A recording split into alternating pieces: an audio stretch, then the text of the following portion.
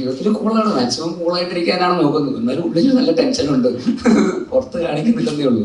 ഈ വാച്ചൊക്കെ അതിന് വേണ്ടിയിട്ടുള്ളതാ. ഇടയ്ക്കിടയ്ക്ക് ഇങ്ങനെ നോട്ടിഫിക്കേഷൻ വരും, കുറച്ച് ഡീപ് ബ്രത്ത് എടുക്കും, ഒരു സൂര്യന്റെ മുമ്പിൽ പോയി കുറച്ച് ശ്വാസം അകത്തോട്ട് വെച്ച് പുറത്തോട്ട് വിടും, ഇങ്ങനെ ടെൻഷൻ അടിക്കുന്നതെന്ന് നോട്ടിഫിക്കേഷൻ വരും ഇടയ്ക്കിടയ്ക്ക്. ഞാൻ KGF മറ്റേ ബില്ല് ബോയിലൻസ് എന്നൊക്കെ പറഞ്ഞ് ഞാൻ വന്നു കഴിഞ്ഞാൽ ആൾക്കാർ എന്ന് പറയും. അങ്ങനെ ഒരു ഫോട്ടോ ടൊവിനോ അവിടെ ഇട്ടപ്പോ അങ്ങനെ ഒരു കമന്റ് ഇടാൻ അത് കണ്ടപ്പോ എനിക്ക് അതായിട്ട് തോന്നി, മുട്ടകളായിട്ട് തോന്നി. അപ്പൊ അത് മുട്ട പപ്സിലെ മുട്ട എന്ന് കമന്റ് കിട്ടുന്നേ ഉള്ളൂ. അത് പക്ഷെ AI ആയിട്ട് വരുമെന്നും എല്ലാവരും ഞങ്ങള് രണ്ടും മമ്മൂക്കയും ലാലേട്ടനും ഒക്കെ കൂടി ഒന്ന് മുട്ട പപ്സ് കഴിക്കുന്ന വീഡിയോ ഒക്കെ ആയിട്ട് വരുമെന്നും അത്രയും ടെക്നോളജി വളർന്ന കാര്യം ഞങ്ങൾ ഇമാജിൻ ചെയ്തില്ല. അല്ല, ഇത് പീക്ക് ടൈമാണെന്ന് എനിക്ക് തോന്നുന്നില്ല. പീക്ക് ഇനി വരാനിരിക്കുന്നേ. നമ്മുടെ കയ്യിലല്ല അതിന് തീരുമാനം, അമേരിക്കയിലാണ് അതിന് തീരുമാനം. കുറച്ച് പാടായിരിക്കും. ട്രംപൊക്കെ വിചാരിക്കേണ്ടി വരും അവനുള്ള ഓക്കെ ഈ സൈനൊക്കെ ഇട്ട് കൊണ്ടുവരും. അല്ല, അങ്ങനെ ഇപ്പൊ ഇതുപോലെ ക്യാമറ ആയിട്ട് ഇങ്ങനെ ഇവിടെ ക്യാമറ കൈ നീട്ടിട്ട് വരും, ചേട്ടാ ഷെയ്ക്കാൻ്റെ വരും. അപ്പൊ തന്നെ എന്ത് വിശ്വസിച്ചാ നീ വലിച്ച അങ്ങനെയൊക്കെ. പക്ഷെ ഓക്കെയാണ്, കഴിഞ്ഞ ദിവസവും കൂടെ വെച്ചേ ഉള്ളൂ. കാണാൻ പറ്റുമോ? എനിക്ക് ആഗ്രഹമുണ്ട്, അങ്ങനെ എന്തെങ്കിലും സംഭവിക്കട്ടെ എന്ന് വിചാരിക്കുന്നു. കഴിച്ചു എന്ന് പറഞ്ഞാൽ അത് ഇപ്പൊ നമ്മളൊരു ചിക്കൻ കറി കഴിക്കുന്ന പോലെ അല്ലെങ്കിൽ അങ്ങനെ ഒരു പോർഷൻ കഴിച്ചു എന്നല്ല, അത് ഒന്ന് രുചിച്ചു നോക്കി, അത്രേ ഉള്ളൂ. അത്ര ഉണ്ടായിരുന്നു. കഴിച്ചു നോക്കാൻ താല്പര്യമുണ്ട്, കഴിച്ചിട്ട് എന്നോട് പറയും. സിനിമയെ കുറിച്ച് നല്ല ടെൻഷൻ ഉണ്ടായിരുന്നു.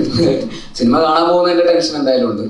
അല്ലാതെ നിങ്ങളുടെ പ്രോഗ്രാം എന്തായാലും നിങ്ങൾക്ക് അതിൻ്റെതായിട്ടുള്ള പ്രയോറിറ്റീസ് ഉണ്ടാവുമല്ലോ. അതങ്ങനെ ഒരു ഭയങ്കര ഇമ്പോർട്ടൻ്റ് ആയിട്ടുള്ള ന്യൂസ് നിങ്ങൾക്ക് കൊടുക്കുക എന്ന് പറയുന്ന സാഹചര്യത്തിൽ നമുക്ക് അവിടെ കയറി ഒന്ന് വെയിറ്റ് ചെയ്ത് മാത്രമേ ഉള്ളൂ. ജീവിതത്തിൽ കൂളാണ്, മാക്സിമം കൂളായിട്ടിരിക്കാനാണ് നോക്കുന്നത്. എന്നാലും ഉള്ളിൽ നല്ല ടെൻഷനുണ്ട്, പുറത്ത് കാണിക്കുന്നില്ലെന്നേ ഉള്ളൂ. ഈ വാച്ചൊക്കെ അതിന് വേണ്ടിയിട്ടുള്ളതാ. ഇടയ്ക്കിടയ്ക്ക് ഇങ്ങനെ നോട്ടിഫിക്കേഷൻ വരും, കുറച്ച് ഡീപ് ബ്രത്ത് എടുക്കും, ഒരു സൂര്യന്റെ മുമ്പിൽ പോയി കുറച്ച് ശ്വാസം അകത്തോട്ട് വെച്ച് പുറത്തോട്ട് വിടും, ഇങ്ങനെ ടെൻഷൻ അടിക്കുന്നതെന്ന് നോട്ടിഫിക്കേഷൻ വരും ഇടയ്ക്കിടയ്ക്ക്. സ്ട്രെസ് ഇടുന്നൊരു കുറവുമില്ല. ഇതിങ്ങനെയൊക്കെ അങ്ങ് പോകുന്നു. നമസ്കാരം. ഇന്ദുഗോപൻ സാറിന്റെ കഥകളിലെ ഏറ്റവും മികച്ച സിനിമയാണ് പൊന്മാൻ എന്നാണ് കണ്ടിറങ്ങുന്ന ഓരോ പ്രേക്ഷകരും പറയുന്നത്. ശരിക്കും പറഞ്ഞാൽ ഈ സിനിമയുടെ ഷൂട്ടിങ്ങിന് മുമ്പും പ്രതീക്ഷകളുണ്ടായിരുന്നു ഇത് കണ്ടിറങ്ങുമ്പോൾ റിലേറ്റ് ചെയ്യാൻ പറ്റും, ഏതൊരു മിഡിൽ ക്ലാസ്സിൽ വർക്ക് ചെയ്യുന്ന ആളുകൾക്ക് ഇത് റിലേറ്റ് ചെയ്യാൻ പറ്റുന്ന ഒരു പ്രതീക്ഷ ഉണ്ടായിരുന്നു. അതന്നെ, ബുക്ക് വായിച്ചവരുടെ ഒക്കെ ഒരു ഫീഡ്ബാക്സ്. ബുക്ക് വായിക്കുമ്പോൾ തന്നെ നമുക്ക് ബുക്ക് വായിച്ചുകൊണ്ടാണ് ഇത് ചെയ്യാം എന്ന് തീരുമാനം എടുക്കുന്നത്. ബുക്ക് വായിക്കുമ്പോൾ തന്നെ നമുക്ക് ഇത് ചെയ്തിട്ടേ ഉള്ളൂ, ഇത് ചെയ്തിട്ടേ വേറെ എന്ത് പരിപാടിക്കും പോകുന്നുള്ളൂ, ഇത് ചെയ്യണം, അങ്ങനെ ഒരു തീരുമാനം ആദ്യം തന്നെ എടുത്തായിരുന്നു. പക്ഷെ ബുക്ക് വായിക്കുന്ന പോലെ അല്ല സിനിമയിലേക്ക് വരും. ഇപ്പോൾ ബുക്കിന്റെ അതിൻ്റെതായിട്ടുള്ള ലിബർട്ടീസ് ഉണ്ട്. ബുക്ക് വായിക്കുമ്പോൾ നമ്മൾ നമ്മുടേതായിട്ടുള്ള ഒരു പ്രൈവറ്റ് സ്പേസിൽ നമ്മൾ കാണുന്ന വിഷ്വൽസും നമ്മൾ കാണുന്ന മുഖങ്ങളും ആയിരിക്കും നമ്മുടെ മനസ്സിലുണ്ടാവുക. നമ്മൾ തന്നെ ഒരു ഇമാജിനേഷൻ ഉണ്ടാക്കിയെടുക്കുന്നുണ്ട്. എന്നാൽ സിനിമയിലേക്ക് വരുമ്പോൾ സിനിമയായിട്ട് വേണം അതിനെ കാണാൻ. അപ്പോൾ ആൾക്കാർക്ക് അതിൻ്റെതായിട്ടുള്ള ലിബർട്ടീസും ബുക്കിൻ്റെതായിട്ടുള്ള അത്രയും സമയവും ഡീറ്റെയിലിങ്ങുകളും നമുക്ക് ഒരിക്കലും സിനിമയിൽ പ്രസന്റ് ചെയ്യാൻ പറ്റില്ല. അതിനതിൻ്റെതായിട്ടുള്ള ബുദ്ധിമുട്ടുകളുണ്ട്. അപ്പോൾ ബുക്കിൽ നിന്ന് സിനിമയിലേക്ക് ആകുമ്പോൾ ആ ബുക്കിന്റെ ഒരു സോള് ചോർന്നു പോകാതെ എങ്ങനെ സിനിമയിലേക്ക് എത്തിക്കാം എന്നുള്ള രീതിയിൽ നമ്മളെല്ലാവരും നന്നായിട്ട് അതിന് വേണ്ടിയിട്ട് വർക്ക് ചെയ്തിട്ടുണ്ട്. അത് സ്ക്രിപ്റ്റ് ആക്കുമ്പോൾ അതിൻ്റെതായിട്ടുള്ള, എന്നാൽ ബുക്കിലെ കുറെ കാര്യങ്ങൾ സിനിമയിലേക്ക് വന്നപ്പോൾ മാറിയിട്ടുണ്ട്. ബുക്കിൽ വഴി കൂടെ അല്ല സിനിമ സഞ്ചരിച്ചിരിക്കുന്നത്. സിനിമ സ്ക്രിപ്റ്റ് ആയപ്പോൾ വേറെ വഴി കൂടെയാണ് സിനിമ സെക്കൻഡ് ഹാഫിലൊക്കെ സഞ്ചരിക്കുന്നത്. അതിന്റെ ക്രെഡിറ്റ് ജസ്റ്റിൻ മാത്യുവിനും കൂടെ ഉള്ളതാണ്. ഇതിന്റെ സ്കോർ റൈറ്റർ ജസ്റ്റിനാണ് പല മേജർ പ്ലോട്ട് പോയിന്റ്സും മാറ്റി ആലോചിച്ചതും ചിന്തിച്ചതൊക്കെ. പിന്നെ GR ഇന്ദുഗോപൻ ചേട്ടൻ്റെയും നല്ല കോൺട്രിബ്യൂഷൻ, ഓഫ് കോഴ്സ് ജ്യോതിഷ് ചേട്ടൻ്റെയും. അപ്പം എല്ലാവരുടെയും കൂടെ എല്ലാവർക്കും അറിയാവുന്നത് സിനിമയായിട്ട് നന്നായിട്ട് വരണം. സിനിമയാവുമ്പോൾ ബുക്കിൽ നിന്ന് വലിയ രീതിയിൽ മാറ്റങ്ങളില്ലാതെ ബുക്കിനേക്കാളും നന്നായാൽ അത്രയും സന്തോഷം. എന്നാൽ ബുക്കിന്റെ അത്രയെങ്കിലും തന്നെ നമുക്ക് എത്തിക്കണം എന്നുള്ള ഒരു ഒറ്റ ഒരു വിശ്വാസം തന്നെയാണ് നമ്മൾ ആദ്യം മുതലേ ഇതിന്റെ സ്ക്രിപ്റ്റിൽ എല്ലാവരും അതിനു വേണ്ടിയിട്ട് വർക്ക് ചെയ്തത്.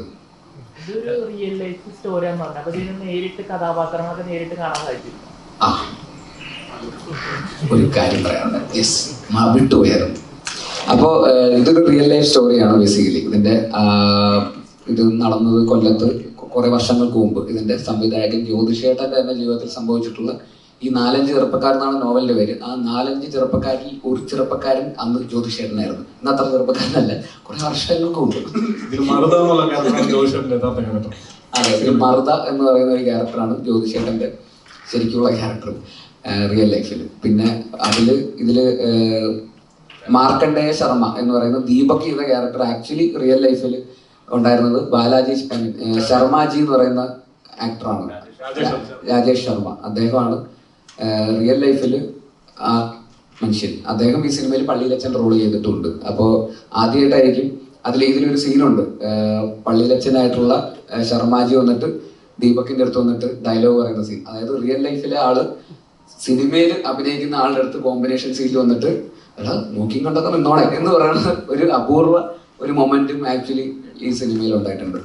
പിന്നെ മെയിനായിട്ട് പറയേണ്ടത് അജേഷ് പി എന്ന് പറയുന്ന ഇതിലെ സെൻട്രൽ ക്യാരക്ടറിനെ ആക്ച്വലി റിയൽ ലൈഫിലുള്ള ആളെ അന്നത്തെ സംഭവത്തിന് ശേഷം പിന്നെ നമ്മൾ ആരും കണ്ടിട്ടില്ല. ഈ പറയുന്ന 4-5 ചെറുപ്പക്കാരും കണ്ടിട്ടില്ല, വേറെ ആരും കണ്ടിട്ടില്ല. ഇത് കാണുന്ന അജേഷ് പി ഇവിടെ എവിടെയെങ്കിലും ഉണ്ടെങ്കിൽ, ലോകത്ത് എവിടെയെങ്കിലും ഉണ്ടെങ്കിൽ തീർച്ചയായിട്ടും ഞങ്ങളുമായിട്ട് ബന്ധപ്പെടുക. ഈ പറയുന്ന ഞങ്ങൾക്ക് എല്ലാവർക്കും അജേഷിനെ, റിയൽ ലൈഫ് അജേഷിനെ നേരിട്ട് കാണാൻ താല്പര്യമുണ്ട്. ഞങ്ങളുടെ അടുത്ത് വന്നു കഴിഞ്ഞാൽ കണ്ടു കഴിഞ്ഞാൽ ഈ പറയുന്ന അജേഷിന് കിട്ടാനുള്ള ആ സ്വർണത്തിനുള്ള അത്രയും പൈസ നമ്മൾ അജേഷിന് കൊടുക്കുന്നതായിരിക്കും. അപ്പോൾ അജേഷ് എവിടെയെങ്കിലും ഉണ്ടെങ്കിൽ അജേഷ് തീർച്ചയായിട്ടും ഇത് കാണുന്നുണ്ടെങ്കിൽ ഇപ്പൊ എല്ലാ അജേഷുമാരും വരിക. ഞാനാണ് റിയൽ ലൈഫ് മര്യാദ ഉണ്ടെങ്കിൽ ഒന്നും മിണ്ടാണ്ട് അവിടെ ഇരുന്നോ, വരികയേ വേണ്ട. എനിക്കും കാണണ്ട, കണ്ടോ? അല്ല, മര്യാദോ സജിനെ കണ്ട ഇടിക്കും. ഞാനിങ്ങനെ നല്ലായിരുന്നു പറഞ്ഞിട്ട് എന്നെ കണ്ടാലും ഇടിക്കായിരിക്കും. ബേസിലായിട്ട് ഇതിനകത്ത് പേരുകൾ വളരെയധികം യൂണീക്കാണ്. ഇപ്പം അങ്ങനെ കുറെ പേരുകളുണ്ട്, ഡിഫറെന്റ് ആയിട്ടുണ്ട്. അപ്പൊ ആ പടെ കോമൺ ആയിട്ട് അജീഷ് എന്നുള്ളൊരു പേര് അപ്പോഴൊരു സ്ക്രിപ്റ്റ് പോയ സമയത്ത് എനിക്കിവിടെ ഒരു വെറൈറ്റി പേര് കിട്ടിയ തോന്നിയായിരുന്നു. ഇല്ല, അത് ക്യാരക്ടർ ആക്ച്വലി തീരദേശ മേഖലയിൽ നടക്കുന്ന കഥയായതുകൊണ്ട് അവിടുത്തെ ഒരു കൾച്ചറിന്റെ ഭാഗമാണ് ഇങ്ങനത്തെ പേരുകൾ. അങ്ങനത്തെ ഒരു ലാറ്റിൻ കാത്തലിക് കമ്മ്യൂണിറ്റി ഒക്കെ ഉള്ളതുകൊണ്ട് അവർക്ക് എല്ലാവർക്കും ഇങ്ങനത്തെ സ്റ്റൈലൈസ്ഡ് ആയിട്ടുള്ള പേരുകളാണ്. ടെറൻസ് ബ്രൂണോ, ഈ പറയുന്ന Mariano Roberto, Steffi Graf, Jack Devasi, ബ്രോഷ്, മാർക്കണ്ഡേയ ശർമ്മ എന്നൊക്കെ പറയുന്ന പേരുകളാണ്. അപ്പോൾ അവരുടെ ഇടയിലേക്ക് പുറത്തുനിന്ന് കയറുന്ന ഒരാളാണ് അജേഷ്. അപ്പൊ അജേഷിന് ആ പേര് സ്യൂട്ടബിൾ ആവില്ല. അജേഷ് ഒരു വേറെ സിറ്റിയിൽ, അവിടെ കൊല്ലം ടൗണിൽ നിൽക്കുന്ന ഒരു ക്യാരക്ടറാണ്. അപ്പൊ പുള്ളി ഈ കൾച്ചറുമായിട്ട് ബന്ധപ്പെട്ടിട്ടുള്ള ആളല്ല. അപ്പൊ അജേഷിനപ്പോ അതുകൊണ്ട് വേറൊരു പേര്, അജേഷിനും കുറച്ച് അങ്ങനത്തെ വ്യത്യസ്തമായ പേരിട്ടിരുന്നെങ്കിൽ പക്ഷെ ആ ഒരു സ്ട്രേഞ്ചർ ആയിട്ട് ഫീൽ ചെയ്യില്ല. അതെ അതെ. ബേസിൽ ജോസഫ് എന്ന് പറയുന്ന ആളുകൾക്ക് ഒരു എക്സ്പെക്ടേഷൻ ഉണ്ട്. അതായത് ഒരു ഹ്യൂമർ കഥാപാത്രമായിട്ട് വന്ന് സ്ക്രീനിൽ കുറെ നേരം നിന്നതിന് ശേഷം ഒരു സീരിയസ് ആയിട്ടുള്ള എന്തെങ്കിലും ഒരു ഡയലോഗ് പറഞ്ഞിട്ട് പെട്ടെന്ന് പോകുന്ന, അല്ലെങ്കിൽ ഒരു മെസ്സേജ് തന്നു പോകുന്ന ഒരു ക്യാരക്ടറായിട്ട് ഒക്കെ ആളുകൾ എക്സ്പെക്ട് ചെയ്യുന്നത്. അത് ബ്രേക്ക് ചെയ്യാനായിട്ട് ഒരു കഥാപാത്രമാണ് പൊന്മാനിലെ കഥാപാത്രമായിട്ട് അങ്ങനെ ഫീൽ ചെയ്തോ? എനിക്ക് എന്റെ ആക്ടിങ് കരിയറിൽ എനിക്ക് കിട്ടിയിട്ടുള്ള ഏറ്റവും നന്നായിട്ട് എഴുതപ്പെട്ടിട്ടുള്ള, ഏറ്റവും ബെസ്റ്റ് ആയിട്ട് എഴുതപ്പെട്ടിട്ടുള്ള ക്യാരക്ടറാണ് അജേഷ്. ബാക്കി ക്യാരക്ടേഴ്സ് ഒന്നും അങ്ങനെ എഴുതിയിട്ടില്ല എന്നല്ല ഞാൻ പറയുന്നത്. എല്ലാത്തിനും അതിൻ്റെതായിട്ടുള്ള ഫ്ലേവേഴ്സ് ഉണ്ടായിരുന്നു. പക്ഷെ ഏറ്റവും ബെസ്റ്റ് ആയിട്ട് എഴുതപ്പെട്ടിട്ടുള്ള, അത് ഈ ലിറ്ററേച്ചറിന്റെ കൂടെ റോളാണ്. ഒരു നോവലിൽ അതിനെ കുറിച്ച് അത്രയും ആധികാരികമായിട്ട് എഴുതിയിട്ടുണ്ട് ആ അജേഷ് എന്ന് പറയുന്ന ക്യാരക്ടറിന്റെ എല്ലാ ലേയേഴ്സും. പക്ഷെ സിനിമയിലേക്ക് വരുമ്പോൾ അത്രയും നമുക്ക് അറിയാലോ ആ ക്യാരക്ടറിനെ കുറിച്ച്. ഫുൾ ക്യാരക്ടർ സ്റ്റഡി തന്നെയാണല്ലോ ആ നോവലും. അപ്പൊ അതുകൊണ്ട് എനിക്ക് അഭിനയിക്കുമ്പോഴും അത് ഭയങ്കരമായിട്ട് ഗുണം ചെയ്തിട്ടുണ്ട്. അത്രയും നന്നായിട്ട് എഴുതിയിട്ടുള്ള ഒരു ക്യാരക്ടർ ആയിട്ടുള്ള ഒരു അഡ്വാൻറ്റേജ് ആണ്. അപ്പോൾ ബാക്കി സിനിമകളിലൊക്കെ ക്യാരക്ടേഴ്സ് വെൽ റിട്ടൺ ആണ്, എന്നാൽ പോലും ഏറ്റവും അധികം ലെയേർഡ് ആയിട്ടും ഡെപ്തിൽ എഴുതിയിട്ടുള്ള ഒരു ക്യാരക്ടർ അജേഷിൻ്റെതാണ്. അതുകൊണ്ടും കൂടിയാണ് ആ ക്യാരക്ടർ ആൾക്കാർക്ക് ഇത്രയും എന്താ പറയുക ബെസ്റ്റ് ആയിട്ട് ഏറ്റവും നന്നായിട്ട് ചെയ്ത ക്യാരക്ടറായിട്ട് തോന്നുന്നു, ഏറ്റവും നന്നായിട്ട് അഭിനയിച്ച സിനിമയായിട്ട് തോന്നുന്നു എന്നൊക്കെ തോന്നാനുള്ള കാരണം ആ ക്യാരക്ടർ അത്രയും നന്നായിട്ട് എഴുതപ്പെട്ടിട്ടുള്ളതും കൂടെ തന്നെയാണ്. ഇപ്പൊ നമ്മൾ ഈ സഞ്ജയനെ കാണുമ്പോൾ, നമ്മൾ സ്ക്രീനിൽ കാണുമ്പോൾ ഏകദേശം ഒരു വില്ലനായിട്ട് തന്നെ നമുക്ക് തോന്നുന്നു. അങ്ങനെയാണ് സ്ക്രീനിൽ കാണുന്നത്. അപ്പം അങ്ങനെ വില്ലനെ മലർത്തിയടിക്കുന്ന ഒരു ആക്ഷൻ ഹീറോ ആയിട്ടോ അല്ലെങ്കിൽ ഒരു മസിൽ പവർ കാണിക്കുന്ന ഒരു ഹീറോ ആയിട്ടോ ബേസിൽ നമുക്ക് ഒരിക്കലും ഇമാജിൻ ചെയ്യാൻ പറ്റത്തില്ല. എങ്ങനെ ഉണ്ടായിരുന്നു ആ ഒരു സ്ക്രീൻ സ്പേസ് വന്നപ്പോൾ? മലർത്തിയടിക്കുന്ന ഒരു വില്ലനെ മലർത്തിയടിക്കുന്ന ഒരു നായകനായിട്ടല്ലല്ലോ തോന്നുന്നത്. അല്ല, അങ്ങനെ ഒരിക്കലും വർക്കാവില്ല. ഞാൻ മുമ്പ് പറഞ്ഞു, ഞാൻ KGF മറ്റേ വില്ലൻ വയലൻസ് എന്നൊക്കെ പറഞ്ഞ് ഞാൻ വന്നു കഴിഞ്ഞാൽ ആൾക്കാർ എന്ന് പറയും. അപ്പൊ ആ തിരിച്ചറിവ് നിങ്ങളെക്കാൾ നന്നായിട്ട് എനിക്കുണ്ട്. അപ്പൊ അതുകൊണ്ട് ഞാനത് ചെയ്യില്ല. ഇല്ലെങ്കിൽ പിന്നെ ഞാൻ മറ്റേ കരാട്ടെ മാർഷ്യൽ ആർട്സ് ഒക്കെ പഠിച്ച് ആദ്യത്തെ സീനിൽ തന്നെ അങ്ങനെ മാസമായിട്ടുള്ള റോളാണെങ്കിൽ അങ്ങനെ പഠിച്ചു വന്ന് കാണുന്നവർക്ക് തോന്നണം, ആ ഇവൻ ചിലപ്പോ 4 ആളെ ഇടിക്കാൻ സാധ്യതയുണ്ട് എന്ന് തോന്നുന്ന ടൈപ്പ് ഓഫ് ഒരു ക്യാരക്ടറും അതിനുള്ള കഴിവ് എനിക്കും കൂടെ ഉണ്ടെന്ന് തോന്നി കഴിഞ്ഞാൽ ഞാൻ ചെയ്യുമായിരിക്കും. പക്ഷെ അല്ലാത്ത സാഹചര്യത്തിൽ ഞാൻ സച്ചിന്റെ മുമ്പിൽ നിന്ന് കഴിഞ്ഞാൽ എന്നത് ഇങ്ങനെ തൂക്കിയെടുത്ത് അങ്ങനെ എറിഞ്ഞാൽ മതി. അപ്പൊ അത് ഒരിക്കലും പ്രാക്ടിക്കൽ ആവില്ല. അപ്പൊ ആ സാഹചര്യത്തിൽ കഥയിൽ എങ്ങനെയാണ് നമുക്ക് അതിൻ്റെ അകത്ത് അങ്ങനെ ഒരു ഹീറോയിസം എങ്ങനെയാണ് വർക്കൗട്ട് ചെയ്യുക, സ്ക്രിപ്റ്റിലൂടെ എങ്ങനെയാണ്, കഥയിലൂടെ എങ്ങനെയാണ്, ക്യാരക്ടറിലൂടെ എങ്ങനെയാണ് അത് സഞ്ചരിക്കുക എന്ന് പറയുന്ന ആ ഒരു ഫോർമാറ്റ് ആയതുകൊണ്ട് തന്നെയാണ് അത് അവസാനം വരെയും. ഇപ്പോൾ ആക്ഷനും എന്തെങ്കിലും ഉണ്ടെങ്കിൽ തന്നെ ഒരിക്കലും മറ്റേ ഇടിക്കുക എന്നുള്ള ആക്ഷനൊന്നും അല്ല, അത് സ്ട്രഗിളാണ്. കടിക്കുക, മാന്തുക, അതൊക്കെയാണ് നമ്മുടെ ആക്ഷൻ. ഈ കഥ കേൾക്കുമ്പോ ഈ കഥ കേൾക്കുമ്പോ എവിടെയെങ്കിലും ഒരു പോയിന്റിൽ ഇത് എനിക്ക് ഫുൾ ഓഫ് ചെയ്യാൻ പറ്റുമോ എന്നുള്ള ഒരു ചിന്ത എപ്പോഴെങ്കിലും വന്നിട്ടുണ്ടായിരുന്നു? ഇല്ല, കമ്മിറ്റ് ചെയ്ത് യൂസിലി അത് കഥ കേൾക്കുമ്പോൾ നമ്മൾ വിചാരിക്കുന്നത് കൊണ്ട് ലിഫ്റ്റ് ചെയ്യാൻ പറ്റും, എന്നാലും നമ്മൾ കമ്മിറ്റ് ചെയ്യുള്ളൂ. പേഴ്സണലി എനിക്ക് ഭയങ്കരമായിട്ട് കണക്ട് ചെയ്യാൻ പറ്റിയ ഒരു സിനിമയാണ്. ഞാൻ കൊല്ലംകാരനാണ്. ഇതേപോലെ ഈ പൈസ പിടിക്കുന്ന പരിപാടിക്ക് ഒരുപാട് സ്ഥലങ്ങളിൽ എഴുതായിരുന്നുള്ള ഒരാളാണ്. മോസ്റ്റ്ലി എന്റെ കല്യാണത്തിന് ഇങ്ങനെയുള്ള കലാപരിപാടികളൊന്നും വേണ്ടെന്ന് തീരുമാനിച്ചതാണ്. കല്യാണ ലെറ്റർ ഒക്കെ അടിക്കുന്ന സമയത്ത് ഞങ്ങളുടെ അവിടെ സ്വീകരണം ഇന്ന ഡേറ്റിലാണ്, അതായത് പൈസ മേടിക്കാൻ വേണ്ടിയിട്ടാണ്. അത് മേടിക്കും, അത് അല്ലെങ്കിൽ വീട്ടിൽ ചെന്ന് ചോദിക്കുന്ന ഒരു പരിപാടി ഞങ്ങളുടെ നാട്ടിലുണ്ട്. പക്ഷെ എന്റെ കല്യാണത്തിന് ആ കലാപരിപാടികൾ വേണ്ടത്. ഇത് കല്യാണ ലെറ്റർ ഞാനിപ്പോ ഫേസ്ബുക്കിൽ നോക്കി എടുത്തതാണ്. ഇപ്പൊ സ്വീകരണം ഒന്നും വെച്ചിട്ടില്ല. അപ്പൊ പേഴ്സണലി എനിക്ക് ഭയങ്കരമായിട്ട് അഭിമാനം ഉണ്ടാക്കാറുണ്ട്, ഭയങ്കര സന്തോഷം അഭിമാനമൊക്കെ ഉണ്ട്. പക്ഷെ ഞങ്ങളുടെ നാട്ടിൽ നടക്കുന്ന ഒരു കാര്യമാണ്. ഒരു തരത്തിൽ ചിന്തിച്ചു കഴിഞ്ഞാൽ അത് ഭയങ്കരമായിട്ട് ഗുണവും ചെയ്യും. കാരണം സാധാ പാവം പിടിച്ച വീട്ടുകാരെയൊക്കെ സംബന്ധിച്ചിടത്തോളം കല്യാണത്തിന് ഒരു തുക കിട്ടുക എന്ന് പറഞ്ഞു കഴിഞ്ഞാൽ ഭയങ്കര ഹെൽപ്ഫുൾ ആയിട്ടുള്ള ഒരു കാര്യമാണ്. ആ സമയത്ത് ഈ പറഞ്ഞ പോലെ സ്വർണം അങ്ങനെയുള്ള കാര്യങ്ങളൊക്കെ മേടിക്കാനും, ആ സ്വർണത്തിന് മാത്രമല്ല ആ കല്യാണ ചെലവുകളും കാര്യങ്ങളൊക്കെ നോക്കാൻ വേണ്ടി അവർക്ക് ഭയങ്കരമായിട്ട് ഹെൽപ്ഫുള്ളാണ്. പക്ഷെ എന്നാൽ പോലും 500 രൂപ കൊടുക്കേണ്ട അടുത്ത് 400 രൂപ കൊണ്ട് കൊടുത്തു കഴിഞ്ഞാൽ തിരിച്ചു ചോദിക്കുന്ന ഒരു പരിപാടിയുണ്ട്. അതേപോലെ തന്നെ ഒരു ബുക്ക് ഉണ്ടാവും. ആ ബുക്കിനകത്ത് അപ്പൊ ഒരു വീട്ടിൽ ചിലപ്പോൾ 2 പെൺകുട്ടികളുള്ള വീടുണ്ടാവും. ഞങ്ങളുടെ അവിടെ തന്നെ കല്യാണം മാത്രമല്ല, ഈ വീടിന് പാലുകാച്ചൽ എന്ന് പറയും, അവിടെ ഈ പരിപാടിയുണ്ട്. അപ്പൊ ഈ ഇപ്പൊ എന്റെ കല്യാണമാണെന്നുണ്ടെങ്കിൽ ഞാൻ പോയി വിളിക്കുമ്പോൾ ചിലപ്പോ ആ വീട്ടില് പാലുകാച്ചിനായിരിക്കും ഞാൻ പോയി പൈസ കൊടുത്തിട്ടുണ്ടാവും. അപ്പൊ അതുവരെ നോട്ട് ചെയ്യും. അപ്പൊ പാലുകാച്ചിനാണോ വിവാഹത്തിനാണോ എന്നുള്ള കാര്യം അടക്കം. അപ്പൊ അത് പറയും ഇപ്പൊ 500 കൊടുത്തിട്ടുണ്ടെങ്കിൽ പറയാം പാലുകാച്ചിന് ഞാൻ അവന് 1000 രൂപ കൊടുത്തിട്ടുണ്ടായിരുന്നു, അങ്ങനെയൊക്കെ പറയാം. അപ്പൊ ഞങ്ങളുടെ നാട്ടിൽ അത് ഉള്ള കാര്യമാണ്. പക്ഷെ ഒരു തരത്തിൽ ചിന്തിച്ചു കഴിഞ്ഞാൽ അത് ഭയങ്കരമായിട്ട് പോസിറ്റീവ് ആവും, ഭയങ്കര ഹെൽപ്ഫുൾ ആവും. സാധാരണ വീട്ടുകാരെ സംബന്ധിച്ച് ഭയങ്കര ഹെൽപ്ഫുൾ ആവും. അപ്പം പൊതുവെ കൊല്ലംകാരെ കുറിച്ച് ഇങ്ങനെ കുറച്ച് നെഗറ്റീവ് പരിപാടികളൊക്കെ ഉണ്ടെങ്കിൽ തന്നെയും ഇപ്പം എങ്ങനെ ഉണ്ടായിരുന്നു, ഞങ്ങൾ കൊല്ലംകാർ എങ്ങനെ ഉണ്ടായിരുന്നു, അവിടുത്തെ ഒരു ഷൂട്ടിംഗ് ലൊക്കേഷനും കാര്യങ്ങളൊക്കെ. പ്രത്യേകിച്ച് ഒരു കാര്യം കൂടെ ഉണ്ട്, മൺട്രോത്തുരത്തിലെ ഒരു കാര്യം. മൺട്രോത്തുരത്തില് അവിടുത്തെ ആളുകള് ഒരു അതിജീവനത്തിന്റെ പാതയിലാണ്. പ്രത്യേകിച്ച് സുനാമിക്ക് ശേഷം അവിടെ വലിയ രീതിയിലുള്ള പാരിസ്ഥിതിക പ്രത്യാഘാതങ്ങൾ നേരിടുന്ന ഒരു പ്രദേശമാണ്, താഴ്ന്നു പോകുന്ന ഒരു പ്രദേശമാണ്. അപ്പൊ അവിടെ ആ രീതിയിലുള്ള അതിജീവനം. അപ്പൊ നിങ്ങളുടെ സിനിമയ്ക്കകത്ത് തന്നെ താറാവിടുത്തെ പ്രൊഫസറായിട്ട് വന്ന ശ്യാംദേവ് ശ്രാവണം എന്ന് പറഞ്ഞൊരു, നമ്മുടെ പേഴ്സണലായിട്ട് നമ്മുടെ ഒരു സുഹൃത്തു കൂടിയാണ്. അദ്ദേഹമൊക്കെ അവിടുന്ന് വീട് വിട്ടു പോകേണ്ട ഒരു സാഹചര്യം വരെ വന്നിട്ടുണ്ട്. അദ്ദേഹത്തിന്റെ പുതിയ വീട്ടിൽ അദ്ദേഹം വീട് മാറി, എന്നിട്ട് മൺട്രോത്തുരത്തിന്റെ മറുകരയിലേക്ക് താമസം മാറിയ പോലും പഴയ വീടിന്റെ ആ ദുരന്തപൂർണമായ ഫോട്ടോ അദ്ദേഹം ഫ്രെയിം ചെയ്ത് വെച്ചിട്ടുണ്ട്, പഴയ വീട്. അപ്പൊ ഒന്ന് ആലോചിച്ചോളണം, ആ നാട്ടുകാരുടെ സ്വന്തം മണ്ണിനോടുള്ള അത്രയും ഇഷ്ടം കൊണ്ടായിരിക്കുമല്ലോ സ്വന്തം വീടിന്റെ ഫോട്ടോ എടുത്ത് പഴയ വീടിന്റെ ഫോട്ടോ പുതിയ വീട്ടിൽ ഫ്രെയിം ചെയ്ത് വെച്ചാൽ. അപ്പൊ അത്രയും കണക്റ്റ് ആണ് മൺട്രോത്തുരത്തിലെ ഓരോ നിവാസികളും ആ പ്രദേശത്തോടുകൂടി. അപ്പൊ നിങ്ങൾ ആ 10-60 ദിവസത്തെ ആ ഷൂട്ടിംഗ് മൺട്രോത്തുരത്ത് നിവാസികളുമായിട്ടുള്ള ആ ഒരു അറ്റാച്ച്മെന്റ് എങ്ങനെയായിരുന്നു? പ്രത്യേകിച്ച് ഞങ്ങളുടെ കൊല്ലംകാരെ കുറിച്ചുള്ള പപ്പടത്തിന് വേണ്ടി പോലും അടിയാണ് കൊല്ലംകാരെ കുറിച്ചുള്ള നിങ്ങളുടെ ഒരു അഭിപ്രായം എന്താ? മൊത്തത്തിൽ എല്ലാവരുടെ ഒരു അഭിപ്രായം? അല്ല, കൊല്ലംകാരെ കുറിച്ച് എനിക്ക് പേഴ്സണലി എനിക്ക് ഇതുവരെ ഒരു മോശം അഭിപ്രായം ഉണ്ടായിട്ടില്ല, എനിക്കൊരു മോശം അനുഭവം ഉണ്ടായിട്ടില്ല പേഴ്സണലി. ഈ പറയുന്ന ഞാൻ ജയ ജയ എന്ന് പറയുന്ന സിനിമ അവിടെ തന്നെയാണ് ഷൂട്ട് ചെയ്തിട്ടുള്ളത്. എന്നെ സംബന്ധിച്ചിടത്തോളം എൻ്റെ ഏറ്റവും നല്ല 2 സിനിമകൾ ഉണ്ടായിട്ടുള്ളത് കൊല്ലത്തു നിന്നാണ്. അപ്പൊ അതുകൊണ്ട് എനിക്ക് കൊല്ലം എന്നെ സംബന്ധിച്ചിടത്തോളം എൻ്റെ ഫേവറേറ്റ് സ്ഥലങ്ങളിൽ ഒന്നാണെന്നാണ് എനിക്ക് എൻ്റെ ഭാഗ്യ സ്ഥലങ്ങളിൽ ഒന്നാണ് കൊല്ലം എന്ന് പറയുന്നത്. ഇപ്പം ഞാൻ കോളേജിൽ പഠിക്കുമ്പോഴൊക്കെ കൊല്ലത്തുനിന്നുള്ള സുഹൃത്തുക്കൾ ഒരുപാട് പേര്, ഞാൻ തിരുവനന്തപുരത്താണ് പഠിച്ചത്, അപ്പോൾ അവിടെയൊക്കെ ഒരുപാട് കൊല്ലത്തുനിന്നുള്ള സുഹൃത്തുക്കൾ ഉണ്ടായിട്ടുണ്ട്. ആരുടെ ഭാഗത്തുനിന്ന് എനിക്ക് അങ്ങനത്തെ ഒരു തരത്തിലുള്ള എക്സ്പീരിയൻസ് ഉണ്ടായിട്ടില്ല.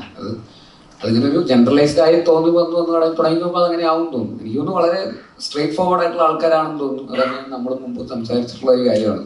നേരെ പോ എന്നുള്ളത് തന്നെയാണ്. അപ്പോൾ അതിൽ ചിലപ്പോൾ ആർക്കെങ്കിലും ചിലപ്പോൾ അത് ക്യാരക്ടറിന്റെ ഭാഗമായിട്ട് വരുമ്പോൾ അത് ആൾക്കാർക്ക് ചിലപ്പോൾ ബുദ്ധിമുട്ടായി തോന്നുന്നതുകൊണ്ടായിരിക്കാം. ഞങ്ങളെ സംബന്ധിച്ചിടത്തോളം ഞങ്ങൾക്ക് ഈ പറയുന്ന ഷൂട്ടിങ്ങിന്റെ ഇടയിലൊക്കെ കക്കയിറച്ചി ഒക്കെ കൊണ്ടുതരും, ഞങ്ങൾ എല്ലാവരും ഒരുമിച്ച് ഇരുന്ന് കഴിക്കും.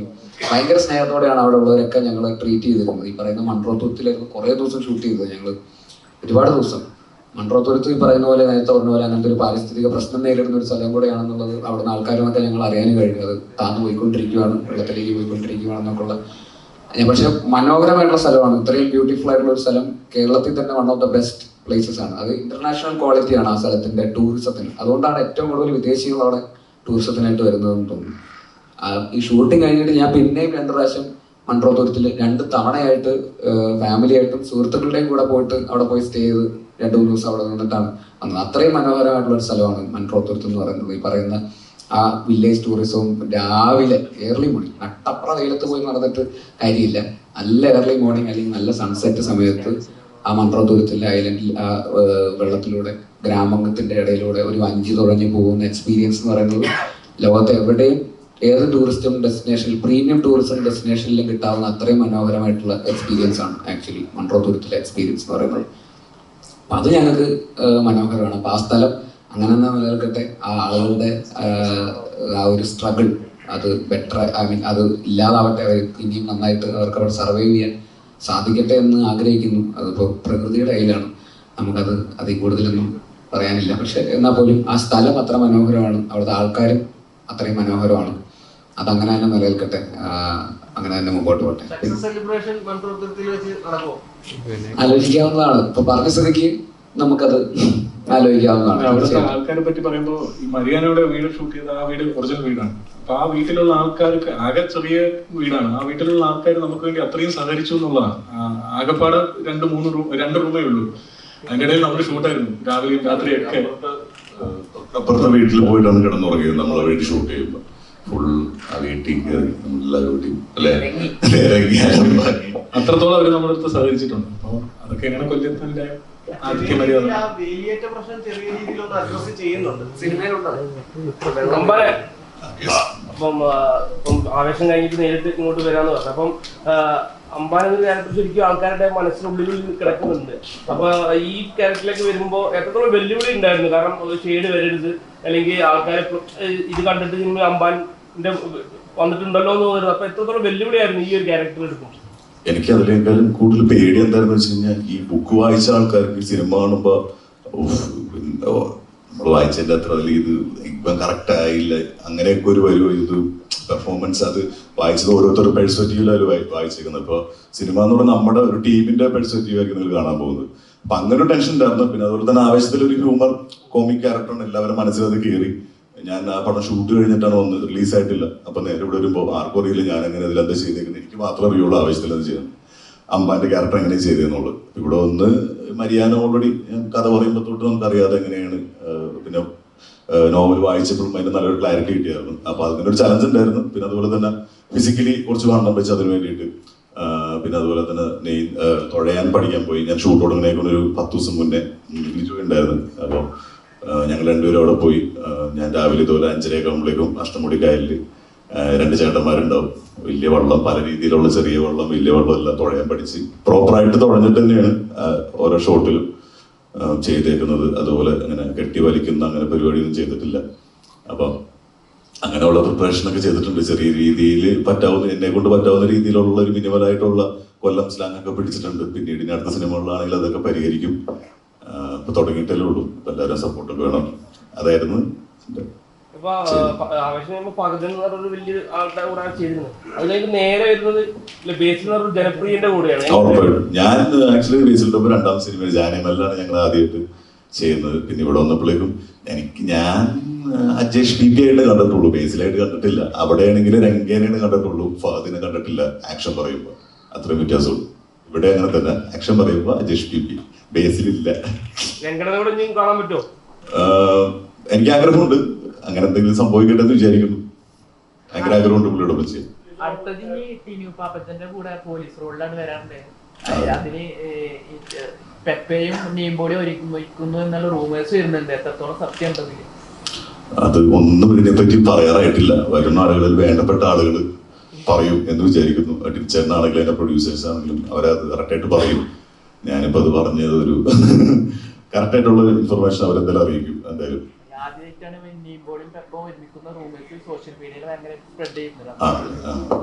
എന്തായാലും അതിന്റെ ഒരു ക്ലാരിറ്റി, ആ സിനിമ ഉണ്ടാവോ, ആ സിനിമ ഇതാണോ എന്നുള്ളതൊക്കെ ഉടനെ തന്നെ അറിയോ.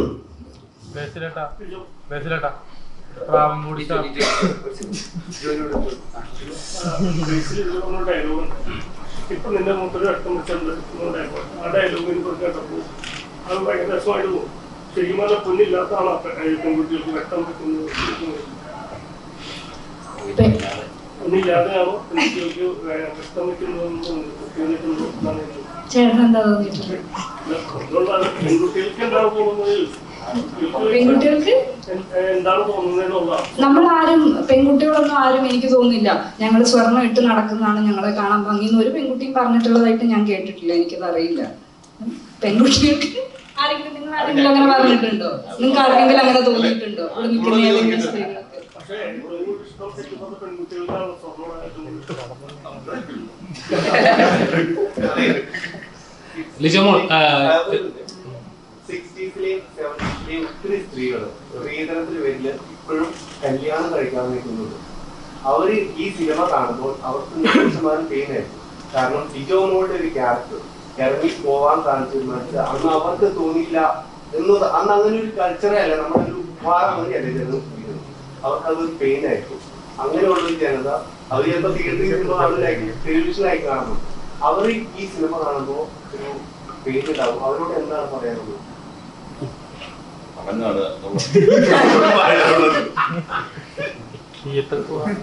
അവരോട് എന്താ പറയാനുള്ളതെന്ന് ചോദിച്ചാൽ അന്ന് അവർക്ക് അങ്ങനെ ഒരു ധൈര്യം കാണിക്കാൻ പറ്റില്ല എന്നുള്ളതല്ലേ. ഇനിയുള്ള ഫ്യൂച്ചർ ജനറേഷൻസിനോടെ പറയാൻ പറ്റുള്ളൂ. കാരണം അവരുടേത് ഇപ്പൊ അവരുടെ ലൈഫ് അവർ ജീവിച്ചുകൊണ്ടിരിക്കുകയാണ്.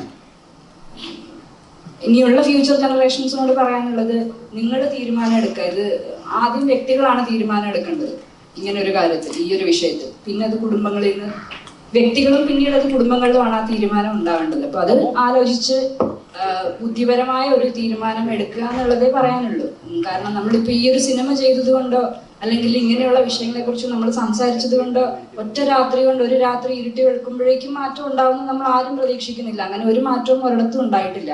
അപ്പൊ ഇങ്ങനത്തെ സിനിമകളൊക്കെയും ഇങ്ങനെ ഒരു മാറ്റം കൊണ്ടുവരാനുള്ള ശ്രമങ്ങൾ നടത്തുകയാണ് ചെയ്യുക. അപ്പൊ അത് ഈ പറഞ്ഞതുപോലെ സിനിമകൾ കാണുമ്പോഴോ അല്ലെങ്കിൽ ഇങ്ങനെയുള്ള കാര്യങ്ങൾ നമ്മുടെ ചുറ്റും നടക്കുന്നതൊക്കെ നമുക്കറിയാം. ഇപ്പൊ ഈ സിനിമ കൊണ്ടൊന്നല്ല, ചുറ്റും നമ്മൾ ദിവസവും അല്ലെങ്കിൽ മാസത്തിൽ ഒരിക്കലെങ്കിലും ഇങ്ങനെയുള്ള ഇൻസിഡൻസ് നമ്മൾ കേൾക്കാറുണ്ട്. അപ്പോൾ ആളുകൾ അവനവൻ സ്വയം ആലോചിച്ച് അതിലൊരു ബുദ്ധിപരമായ അല്ലെങ്കിൽ അവനവന് ശരിയെന്ന് തോന്നുന്ന ഒരു തീരുമാനം എടുക്കുക എന്നുള്ളത് പറയാനുള്ളൂ എല്ലാവരോടും. അവരുടെ ജീവിതത്തില് ആ സ്ത്രീകളോട് പറയാനുള്ളത് ഇത്രയേ ഉള്ളൂ. ആ സ്ത്രീകൾ ആ സിസ്റ്റത്തിന്റെ ഭാഗമായിരുന്നു. അപ്പൊ അവരതുമായിട്ട് സിങ്കായി അതുമായിട്ട് അങ്ങ് പോവുകയാണ്. അപ്പൊ അവർക്ക് എന്താണ് അവർക്ക് ചെയ്യാൻ പറ്റാത്തതെന്ന് അവർക്ക് ഇതുവരെ മനസ്സിലായിട്ടില്ല. അപ്പൊ ഭാവി അവരുടെ മക്കളോ അല്ലെ അവരുടെ ഏതാ കഴിച്ചിട്ടില്ല എന്നാണോ പറഞ്ഞത്? അങ്ങനെയാണെങ്കിൽ ഓക്കെ, സോറി. ലിജോമോൾ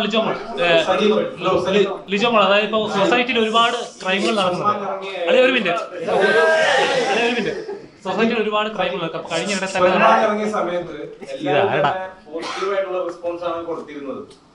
എല്ലാ തരത്തിലും ഫേസ്ബുക്കിൽ നോക്കിയാലും ഓരോ ക്യാരക്ടേഴ്സിനും അതിൻ്റെതായ ഡെപ്ത് അനുസരിച്ച് എഴുത്തുകൾ വരുന്നുണ്ട്, എല്ലാ തരത്തിലും പോസിറ്റീവ് വരുന്നത്. പക്ഷെ ഒരു കാർ നിരൂപകൻ എന്ന് പറയുന്ന ഒരു യൂട്യൂബ് ബ്ലോഗർ ഭയങ്കരമായിട്ട് നെഗറ്റീവാണ് ഈ സിനിമയ്ക്ക് കൊടുത്തിരിക്കുന്നത്. അത് മാത്രമാണ് ഞാൻ എന്റെ ഈ സോഷ്യൽ മീഡിയയിലെ ആ ഒരു നെഗറ്റീവ് കണ്ടിട്ടുള്ളൂ. ഈ സിനിമാ നിരൂപകർ എന്ന് പറയുന്ന ഈ ഇത്തരം യൂട്യൂബേഴ്സിനോട് എന്താണ് പറയാനുള്ളത്? ഇവര് സിനിമാ നിരൂപണമാണോ ചെയ്യുന്നത്, അതോ അവരുടെ ഏണിങ്സിന് വേണ്ടിയിട്ടാണോ അവർ ചെയ്യുന്നത് എന്നുള്ള രീതിയിൽ എന്താണ് ഇതിനെങ്ങനെയാണ്? എനിക്കൊന്നും പറയില്ല. അവർക്ക് പറഞ്ഞത് കണക്ട് ആവുന്നതുകൊണ്ടായിരിക്കും ചിലപ്പോൾ അവരങ്ങനെ പറഞ്ഞത്. ബാക്കിയുള്ള റിവ്യൂസ് ഒക്കെ അത്യാവശ്യം പോസിറ്റീവാണ്. മൗത്ത് പബ്ലിസിറ്റി ഞാൻ അതിലൊന്നും വിശ്വസിക്കുന്ന നല്ല സിനിമയാണെങ്കിൽ ആളുകൾ പോയി കാണുന്നുള്ളത് തന്നെയാണ്. ഞാൻ പടം കാണുന്നത് ഇപ്പൊ ഒരു പടം ഇറങ്ങി കഴിഞ്ഞാൽ ഞാൻ റിവ്യൂ ഒന്നും കണ്ടിട്ടില്ല. ഞാൻ എൻ്റെ അടുത്ത സുഹൃത്തുക്കളുടെ അടുത്ത് ചോദിക്കും ജെനുവിനായിട്ട്, എടാ പടം എങ്ങനെയുണ്ട്, അല്ലെങ്കിൽ അവർ പറയുക നല്ല പടമാണ് അല്ലെങ്കിൽ ഒരു ആവറേജ് കാണാനൊന്നും അല്ലെങ്കിൽ OTT കണ്ടാൽ തിയേറ്ററിൽ തന്നെ പോയി കാണുന്നവർ അങ്ങനെ പോയി കാണും. ഞാൻ അങ്ങനെയാണ് കറക്റ്റായിട്ട് നോക്കുന്നത്. അങ്ങനെ തന്നെയാണ് ജെനുവിൻ ഓഡിയൻസും അങ്ങനെയാണ് നോക്കുന്നത് ഞാൻ വിശ്വസിക്കുന്നു.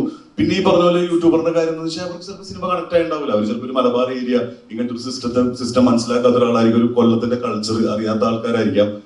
ചിലപ്പോൾ അവര് ദൗത്യം മേടിച്ചിട്ടായിരിക്കും കല്യാണം കഴിച്ചേക്കുന്നത്, അതുകൊണ്ട് ചിലപ്പോൾ കൊണ്ടിട്ടുണ്ടാവാം. ഇങ്ങനെയൊക്കെയുള്ള പ്രശ്നങ്ങളായിരിക്കാം എന്ന് ഞാൻ വിശ്വസിക്കുന്നു. അതുകൊണ്ടാണ് ഞാൻ വിശ്വസിക്കുന്നു. ചിലപ്പോൾ കണക്ട് ആയി ഉണ്ടാവില്ല, അതുകൊണ്ടൊക്കെ തന്നെയാണ്. അപ്പൊ എനിക്ക് പ്രശ്നമൊന്നുമില്ല. ഇനി ആര് എങ്ങനെ രീതിയിൽ സിനിമയെ മോശമായിട്ട് പറഞ്ഞാൽ നല്ല സിനിമയാണെങ്കിൽ ആൾക്കാർ കാണും, അത്രയും പറയാനുള്ളൂ. ദീപക്കിനെന്താ തോന്നുന്നത്? ദീപക്ക് ഇതുപോലെ നിരൂപകനെ പറഞ്ഞപ്പോ അശ്വിൻ ഗോക്കിനെതിരെ സംസാരിച്ചപ്പോൾ ഇത്തരം ഒരു ഇല്ലില്ല, അത് ഞാൻ പറഞ്ഞത് സിനിമ ഇറങ്ങിയത് എല്ലാവർക്കും അവനവൻ ചെയ്ത കാര്യം ഭയങ്കര ക്ലോസ് ടു ഹാർട്ടായിരിക്കും. പുള്ളി ചെയ്ത പുള്ളിയുടെ വീഡിയോ പുള്ളിക്ക് അങ്ങനെ തോന്നുന്നുണ്ടാവാം. അപ്പം അഭിപ്രായങ്ങൾ പറയുന്നതിന് പ്രശ്നമൊന്നും ഞാൻ അന്നും പറഞ്ഞിട്ടില്ല, ഇന്നും പറഞ്ഞിട്ടില്ല. പടം കണ്ടിട്ട് പിന്നെ ഒരുപാട് ഫസ്റ്റ് ഡേ തന്നെ ഒരുപാട് ആൾക്കാരിലേക്ക് എത്തിക്കുമ്പോൾ ചെറിയ സിനിമകൾ ചിലപ്പം രക്ഷപ്പെടാതെ പോകും, അല്ലെങ്കിൽ ആൾക്കാരെ കാണാതെ പോകും. ചിലപ്പോൾ എല്ലാവർക്കും ഒരേപോലെ സിനിമ കണക്ട് ആവണമെന്നില്ല, കണക്ട് ആവുന്ന ആൾക്കാരുണ്ടാവും. പിന്നെ തിയേറ്ററിൽ കാണാതെ OTT-യിൽ കണ്ടിട്ട് നല്ല സിനിമയായിരുന്നു എന്ന് പറഞ്ഞതിനേക്കാളും നല്ലത് തിയേറ്ററിൽ പോയി കാണാനുള്ള ഒരു അവസരം ഉണ്ടാക്കുക എന്ന് മാത്രമേ ഉള്ളൂ. ഇതുകൊണ്ട് ഗുണമുണ്ട് ദോഷമുണ്ട്, അത് അവരവരുടെ അഭിപ്രായം പറഞ്ഞുകൊണ്ട് അത്രേ ഉള്ളൂ, വേറെ കുഴപ്പമൊന്നുമില്ല. ഇപ്പം സിനിമാ നിരൂപണം എങ്ങനെയായിരിക്കണം എന്നുള്ളൊരു സങ്കല്പം ഇനിയൊന്നും പറഞ്ഞിട്ട് കാര്യമില്ലല്ലോ. എല്ലാവർക്കും അവരവരുടെ ചാനലുണ്ട്, അവരവർക്കുള്ള അഭിപ്രായം.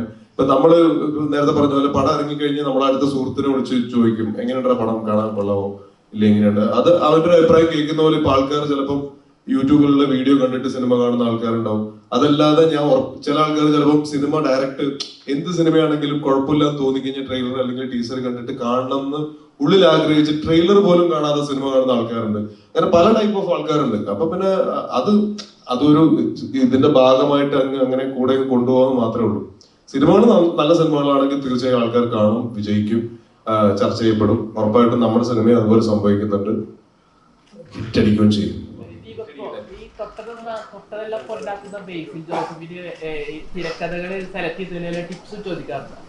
പിന്നെ ഇതൊക്കെ അറിയാതെ സംഭവിക്കുന്നതാ.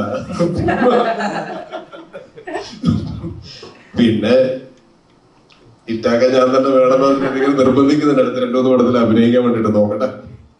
ഇല്ല, അങ്ങനെ സംഭവിക്കുന്നതല്ല. കാരണം ഒന്നാമത് ഇപ്പൊ ഈ സിനിമ ഞാൻ ശരിക്കും അങ്ങോട്ട് ചോദിച്ച് അഭിനയിച്ച സിനിമയാണ്.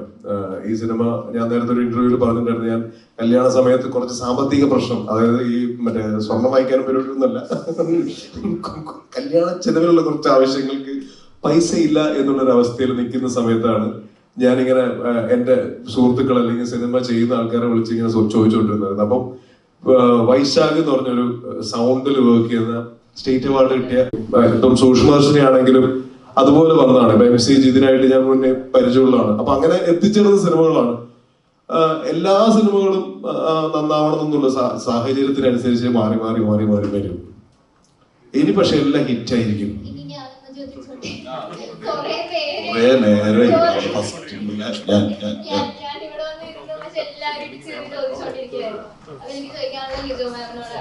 നേരത്തെ പറഞ്ഞതുപോലെ ഒറ്റ രാത്രി കൊണ്ട് അങ്ങനെ മാറ്റമൊന്നും ഉണ്ടാകത്തില്ല. അപ്പൊ ഇനിയും ഇതുപോലെ മൂവീസ് ഇറങ്ങണം എന്ന് തോന്നുന്നുണ്ടോ? സോഷ്യൽ മെസ്സേജ് വരുന്നത് ഇതിനെ കുറിച്ച് മാത്രമല്ല എന്തായി അങ്ങനത്തെ സിനിമകൾ ഇറങ്ങണം. പക്ഷെ സിനിമകൾ കൊണ്ട് മാത്രം സമൂഹത്തിൽ ഒരു മാറ്റവും ഉണ്ടാകുമെന്ന് എനിക്ക് തോന്നുന്നില്ല. സിനിമകൾ മാത്രമല്ല, അതാ ഞാൻ പറഞ്ഞത്, അവനവന് ചിന്തിക്കാനുള്ള കഴിവ് ദൈവം കൊടുത്തിട്ടുണ്ട്. അപ്പൊ അവനവൻ തന്നെ ഓരോ കാര്യങ്ങളിലും അവനവന് ശരിയും തോന്നുന്നു. പക്ഷെ അത് അവനവന് ശരിയെന്ന് തോന്നിയാൽ പോലും ചില കാര്യങ്ങൾ തെറ്റായിരിക്കാം. അവനവൻ എന്താണോ തോന്നുന്നത് ചിന്തിക്കാനുള്ള കഴിവുണ്ടല്ലോ എല്ലാവർക്കും. മനുഷ്യനെ വ്യത്യസ്തനാക്കുന്നത് തന്നെ ചിന്തിക്കാനുള്ള കഴിവ്. അപ്പോൾ ചിന്തിച്ച് ശരി എന്ന് തോന്നുന്നത്, അല്ലെങ്കിൽ സമൂഹത്തിൽ ഇപ്പൊ നമ്മൾ സ്ത്രീധനം പണ്ടൊക്കെ നോർമലൈസ് ചെയ്ത് കണ്ടിരുന്ന കാര്യങ്ങൾ ഇപ്പം അതിൽ മാറ്റം വന്നു തുടങ്ങിയിട്ടുണ്ട്.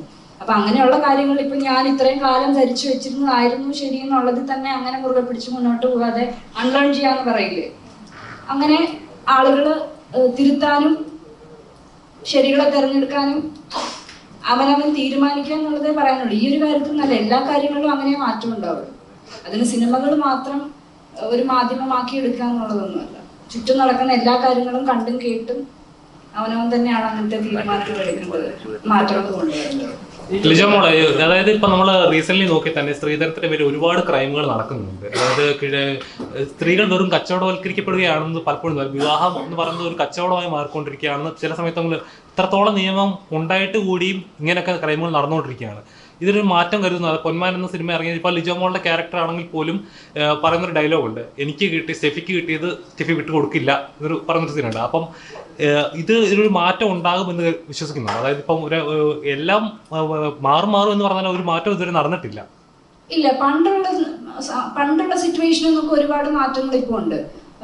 പണ്ട് ഇത് നിർബന്ധമായിരുന്നു. ഇപ്പം സ്ത്രീധനം വാങ്ങാതെ കല്യാണം കഴിക്കുന്ന ആൺകുട്ടികളും പെൺകുട്ടികളും ഉണ്ട്. അല്ലെങ്കിൽ കല്യാണം വളരെ ആർഭാടമായി നടത്തണ്ട എന്ന് തീരുമാനിക്കുന്ന യുവതലമുറ ഇപ്പോൾ ഉണ്ട്. അപ്പൊ മാറ്റങ്ങൾ ഇല്ലാന്ന് ഒരിക്കലും പറയാൻ പറ്റില്ല. പക്ഷെ ഇമ്മീഡിയറ്റ്ലി അത് കംപ്ലീറ്റ് ആയിട്ട് നിർത്താൻ പറ്റുമോ എന്ന് ചോദിച്ചാൽ എനിക്കും അറിയില്ല. അതാ ഞാൻ മുമ്പേ പറഞ്ഞത്, അത് ആളുകൾ അവനവൻ തന്നെ തീരുമാനം എടുക്കേണ്ടത്. ഇപ്പൊ പെൺകുട്ടികളായാലും സ്ത്രീധനം ചോദിച്ച് അല്ലെങ്കിൽ സ്ത്രീധനം ആവശ്യപ്പെട്ട് വരുന്ന ഒരാളെ കല്യാണം കഴിക്കില്ല എന്ന് ഒരു പെൺകുട്ടിക്ക് ധൈര്യത്തോടെ ഒരു തീരുമാനം എടുക്കാൻ പറ്റണം. അതിനെ സപ്പോർട്ട് ചെയ്യുന്ന ഒരു ഫാമിലി ഉണ്ടാവണം.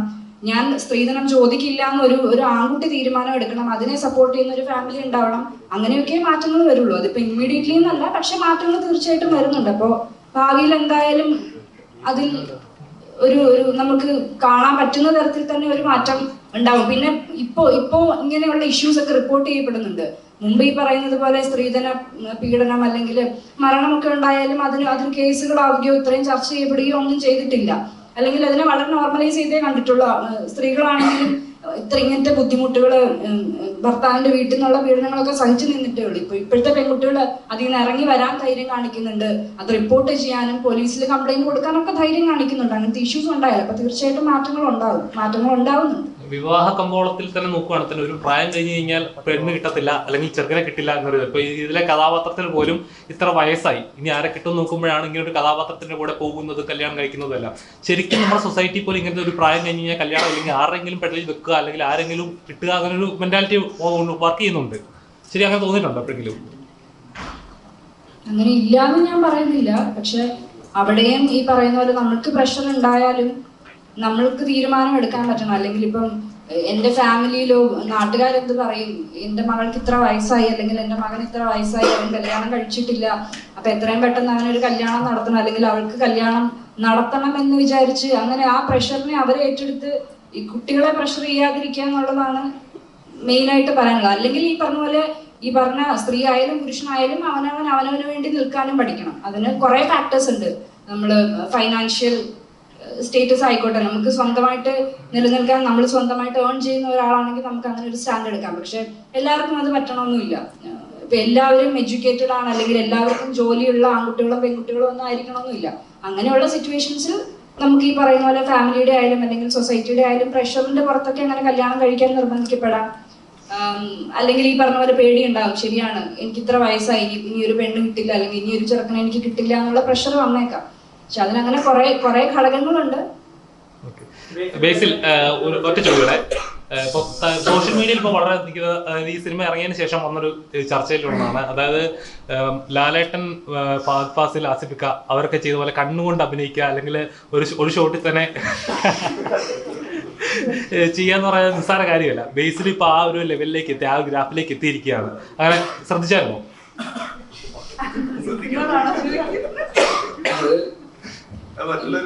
ആൾക്കാര് പറയേണ്ട കാര്യമാണല്ലോ. എന്നെ കൊണ്ട് ശ്രമിക്കുന്നതൊക്കെ ഞാൻ ശ്രമിക്കുന്നുണ്ട്, നന്നായിട്ട് ചെയ്യാൻ തന്നെയാണല്ലോ ശ്രമിക്കുന്നത്. ഇപ്പൊ നേരത്തെ പറഞ്ഞ പോലെ ഈ ക്യാരക്ടറിന് അങ്ങനത്തെ ഒരു മുമ്പ് എഴുതിയിരിക്കുന്നതിനേക്കാളും നന്നായിട്ട് എഴുതപ്പെട്ടിട്ടുള്ള ഒരു ക്യാരക്ടറാണ് അജേഷിന്റെ ക്യാരക്ടർ. അത് ബുക്ക് വായിക്കുന്നവർക്ക് പോലും, ബുക്ക് വായിച്ചു കഴിഞ്ഞാൽ അജേഷ് അജേഷ് അജേഷ് എന്നാണ് ബുക്ക് വായിച്ചവർക്ക് പോലും ടേക്ക് അവേ, ആദ്യത്തെ ടേക്ക് അവേ എന്ന് പറയും.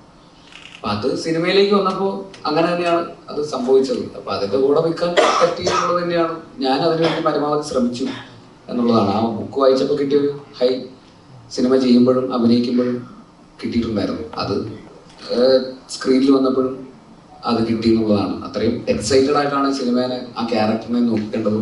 അപ്പൊ അതിനുവേണ്ടി പറ്റുന്ന പോലെയൊക്കെയുള്ള എഫേർട്ട് ആക്ടർ എന്നുള്ള രീതിയിലും ഫിസിക്കലിയും ഒക്കെ ഇട്ടിട്ടുണ്ട്. നോർമലി എല്ലാവരും ചെയ്യുന്ന ഒരു കാര്യം എന്താണെന്ന് വെച്ചാൽ സോഷ്യൽ മീഡിയയിൽ ഇപ്പൊ എന്തെങ്കിലും കാര്യങ്ങൾ വന്നു കഴിഞ്ഞാൽ അതിനെ റിയാക്ട് ചെയ്യുന്ന രീതി വളരെ ഡിഫറെന്റ് ആയിരിക്കും. ബേസിൽ എന്ന ഒരാള് ഏത് കാര്യം തമാശയായിട്ട്, ഇപ്പൊ ഈ ലൂസിഫറിന്റെ എമ്പുരാന്റെ സമയത്ത് ഉണ്ടായി ക്രിയേറ്റ് ചെയ്ത സാധനം ഉണ്ടായിരുന്നു, അതുപോലും തമാശയായിട്ടിട്ട് സോഷ്യൽ മീഡിയ പോസ്റ്റ് ചെയ്യാന്ന് പറയുന്ന ചെറിയൊരു കാര്യമല്ല. ഒരാൾ എടുക്കുന്ന ഒരു കമന്റ് ആയാലും എല്ലാം നോക്കി കണ്ട് ചെയ്തിട്ട് എന്നാൽ ഫണ്ണായിട്ട് എടുക്കുന്ന വളരെ കുറച്ച് പേര്, അതിൽ വിരളമായിട്ട് ഒരാളാണ് ബേസിലും. എല്ലാ കാര്യങ്ങളും അങ്ങനെ തന്നെ നോക്കി കാണുന്ന ഒരാളാണോ? നമ്മൾ ഇവിടെയൊക്കെ തന്നെയുള്ള ആൾക്കാരാണല്ലോ. അപ്പൊ അതുകൊണ്ട് എല്ലാം ചുറ്റും നടക്കുന്നൊക്കെ അറിയാറുണ്ട്, കാണാറുണ്ട്. അപ്പോ എല്ലാവരും തമ്മിൽ റീലുകൾ അയക്കാറുണ്ട്, ഈ പറയുന്ന എല്ലാവരും എന്തൊക്കെയാണ് ചെയ്യുന്നത്. അപ്പൊ അങ്ങനെ ഒരു ഫോട്ടോ ടൊവിനോ അവിടെ ഇട്ടപ്പോ അങ്ങനെ ഒരു കമന്റ് ഇടാൻ അത് കണ്ടപ്പോ എനിക്ക് അതായിട്ട് തോന്നി, മുട്ടകളായിട്ട് തോന്നി. അപ്പൊ അത്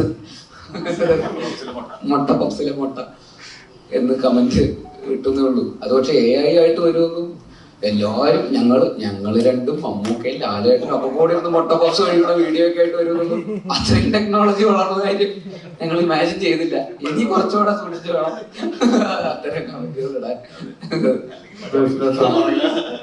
ലിജോ പറഞ്ഞു ഇപ്പൊ ജൈബീബിന് വേണ്ടിട്ട് എലിയെ ഭക്ഷിക്കുന്നത് എവിടെ കേട്ട് ശരിക്കും റിയലായിട്ട് കഴിക്കുന്നതാണോ എലിയെ?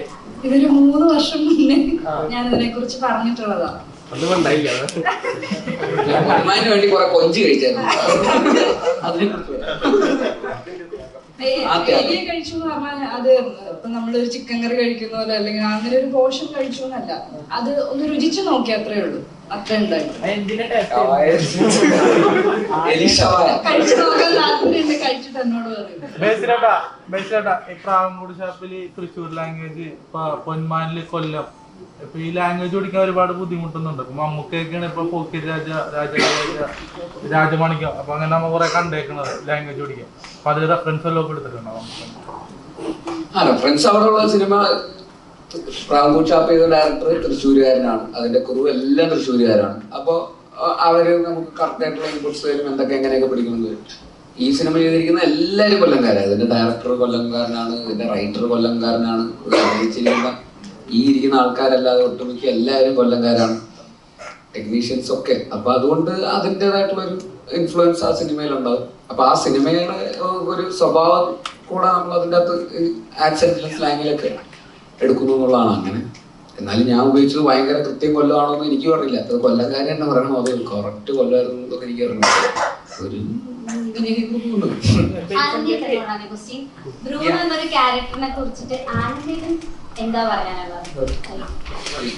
എനിക്ക് നല്ല അഭിപ്രായം, നല്ലൊരു ആളാണ്.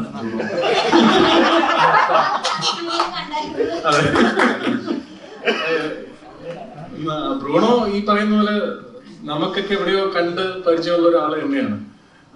എന്ന് വെച്ചാൽ ഈ പറയുന്ന പോലെ ഒന്നും ചെയ്യാതെ നടക്കുന്ന കുറച്ച് ക്യാരക്ടേഴ്സ് ഉണ്ടാവുമല്ലോ എല്ലായിടത്തും. അങ്ങനെ ഒരു കഥാപാത്രം, ഒരു ആങ്ങള, ഒരു അനിയൻ, ഒരു എല്ലാം ഉണ്ടാവില്ല. അപ്പൊ അവർക്ക് പ്രത്യേകിച്ച് ലക്ഷ്യങ്ങളോ കാര്യങ്ങളോ ഒന്നും ഉണ്ടാവില്ല. അപ്പൊ അവർക്ക് അടിയുറച്ച് വിശ്വസിക്കുന്ന എന്തെങ്കിലും ഒരു സാധനത്തിന്റെ ഒരു പിൻബലം വേണം. അങ്ങനെ ഒരു പ്രത്യയശാസ്ത്രത്തിൽ വിശ്വസിച്ച് അതിന്റെ എന്തൊക്കെ ആവാൻ ശ്രമിക്കുന്ന ഒരാളാണ് ബ്രൂണോ എന്നാണ് തോന്നുന്നത്. ഉറപ്പായിട്ടും കണക്ട് ചെയ്യാൻ പറ്റും. കാരണം ബ്രൂണോ ഈ പറയുന്ന പോലെ, എന്റെ അമ്മ ഇന്നലെ സിനിമ കണ്ടിട്ട് എന്റെ അടുത്ത് പറഞ്ഞത്, നീ വീട്ടിൽ നമ്മള് ട്രിവാൻഡ്രമാണ്, അപ്പൊ നീ വീട്ടിൽ കിടന്ന് പൊടിക്കും പോലെ തന്നെ ഇവിടെ കിടന്ന് ഇതിന്റെ അകത്ത് കിടന്ന് ദേഷ്യപ്പെടുന്ന സാധനം കണ്ടിട്ട് നീ വീട്ടിൽ കിടന്ന് ബഹളം വയ്ക്കും പോലെ തന്നെ എന്റെ ബഹളം വയ്ക്കുന്നൊക്കെ പറഞ്ഞു. അപ്പൊ അങ്ങനെയൊക്കെ കണക്ട് ആവുമായിരുന്നു. പിന്നെ ഈ ബ്രൂണോയെ സംബന്ധിച്ച് ബ്രൂണോ തുടങ്ങിയെടുത്തല്ല ഈ പറയുന്ന അവസാനം നിൽക്കുന്നത് എന്നുള്ളൊരു ഫാക്ട് ഉണ്ട്. പുള്ളി എന്താണ് ജീവിതം എന്നുള്ള റിയാലിറ്റിയിൽ ഗ്രൗണ്ട് ബേസിലോട്ട് വരുന്നുണ്ട്. അപ്പോൾ അതൊക്കെ ഇത് വായിക്കുമ്പോഴും നമുക്ക് അത് കിട്ടിയ ഒരു ഫീൽ ഉണ്ടായിരുന്നു. ആ ഫീല് കൊണ്ടുവരാൻ ഞാൻ മാക്സിമം ശ്രമിച്ചിട്ടുണ്ട്, നമ്മൾ എല്ലാവരും ശ്രമിച്ചിട്ടുണ്ട്. ബാക്കി സ്ക്രീനിൽ കണ്ടിട്ട് പറയാം. ജയ ജയ ഹേൽ അളിയനും ഈ അളിയനും തമ്മിൽ എങ്ങനെയുണ്ട്? ഇതിൽ ഞാൻ മര്യാദയോടെ അറിയുന്നതാണ്, രാജേഷിന്റെ അളിയൻ. രണ്ടിലും ഈ പറയുന്ന പ്രതിനായക സ്ഥാനത്ത് ഇരിക്കുന്ന ആളുടെ അളിയനാവാനുള്ള ഭാഗ്യം, ഒരു അപൂർവ ഭാഗ്യം എനിക്ക് കിട്ടിയിട്ടുണ്ട്. രണ്ടും നല്ല അളിയന്മാരാണ്. അതായത് സിനിമ കണ്ടവർക്ക് അറിയാലോ, നല്ല തങ്കപ്പെട്ട അളിയന്മാർ. ഇപ്പൊ ബേസിന്റെ ആക്ടിംഗ് കരിയറിൽ പീക്ക് ടൈമാണ്. ഈ അടുത്തത് വരാനുള്ളത് മരണമാസാണ്. അത് കഴിഞ്ഞാല്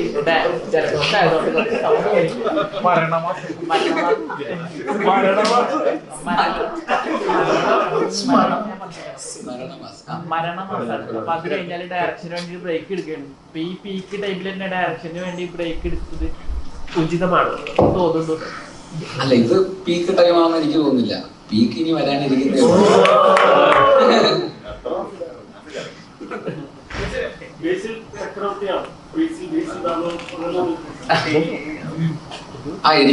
എനിക്ക് പേഴ്സണൽ ലൈഫിൽ ഭയങ്കര റിലേറ്റ് ചെയ്യാൻ പറ്റുന്ന ക്യാരക്ടറാണ് അജേഷിന്റെ ക്യാരക്ടർ. പല രീതിയിൽ നമ്മൾ എല്ലാവരും അങ്ങനെയൊക്കെ തന്നെയാണ്. എല്ലാവരും ഈ പറയുന്ന അജേഷ് അജേഷ് എന്ന് പറയുന്ന ഒരു ആറ്റിറ്റ്യൂഡിൽ നടക്കുന്ന ആൾക്കാരാണല്ലോ എല്ലാവരും തന്നെ. അതുകൊണ്ടാണല്ലോ നമ്മളൊക്കെ എല്ലാവരും ഒരു പൊസിഷനിലേക്ക് എത്തുന്നത്. എനിക്കും അത് പേഴ്സണൽ ലൈഫിൽ ഒരുപാട് റിലേറ്റ് ചെയ്യാൻ പറ്റുന്ന സാഹചര്യങ്ങൾ ഉണ്ടായിട്ടുണ്ട്. ഇപ്പൊ നേരത്തെ പറഞ്ഞ പോലെ നമുക്ക് സിനിമയിലേക്ക് വരിക എന്ന് പറയുന്നത് തന്നെ അങ്ങനത്തെ ഒരു രീതിയിലാണല്ലോ നമ്മളെല്ലാവരും ഫൈറ്റ് ചെയ്ത് തന്നെയാണല്ലോ എത്തുന്നത്. അല്ലാതെ ഒരു പ്രിവിലേജ് എന്നല്ലല്ലോ വരുന്നത്. അപ്പൊ അതിൻ്റെതായിട്ടുള്ള ഒരു ഫൈറ്റ് എന്തായാലും ഉണ്ടായിട്ടുണ്ട്. സിനിമയിൽ വന്നു എന്ന് പറഞ്ഞുകൊണ്ട് മാത്രം സക്സസ്ഫുൾ ആവുന്നില്ല. സിനിമയിൽ പിടിച്ചു നിൽക്കുക എന്ന് പറയുന്നത് ഡെയിലി അജേഷായിട്ട് ജീവിച്ചാൽ മാത്രമേ പിടിച്ചു നിൽക്കാൻ പറ്റുള്ളൂ. അപ്പൊ ചാവണ വരെ അജേഷായിട്ട് ജീവിച്ചാൽ മാത്രമേ ഇവിടെ നിൽക്കാൻ പറ്റൂ. അപ്പം എന്നും അജേഷായിട്ടാണ് ജീവിച്ചുകൊണ്ടിരിക്കുന്നത്. ഒരുപാട് സിനിമകൾ തിയേറ്ററിൽ റിലീസ് ചെയ്ത സിനിമകൾ, ഒരുപാട് തിയേറ്ററിൽ മുമ്പ് റിലീസ് ചെയ്ത സിനിമകളൊക്കെ റിലീസ് ആയിട്ട് പോർട്ട് ചെയ്ത് വരുന്നുണ്ട്. ഇങ്ങനത്തെ ഒരു റിയാലിറ്റിയിലൊന്ന് കാണാൻ ആഗ്രഹമുണ്ട്. അല്ല അതൊക്കെ 10-20 വർഷം കഴിഞ്ഞിട്ടാണല്ലോ തോർക്കെ. അപ്പം 20 വർഷം കഴിഞ്ഞിട്ട് നമുക്ക്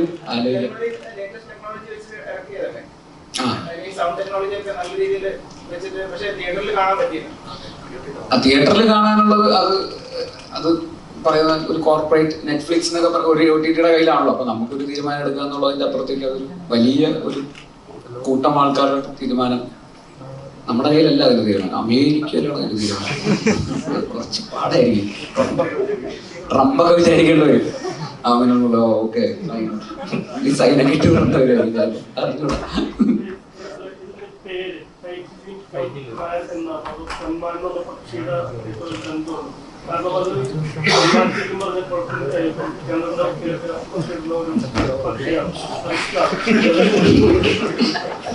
അങ്ങനെ ഞാനങ്ങനെ മുട്ടയിടാറില്ല.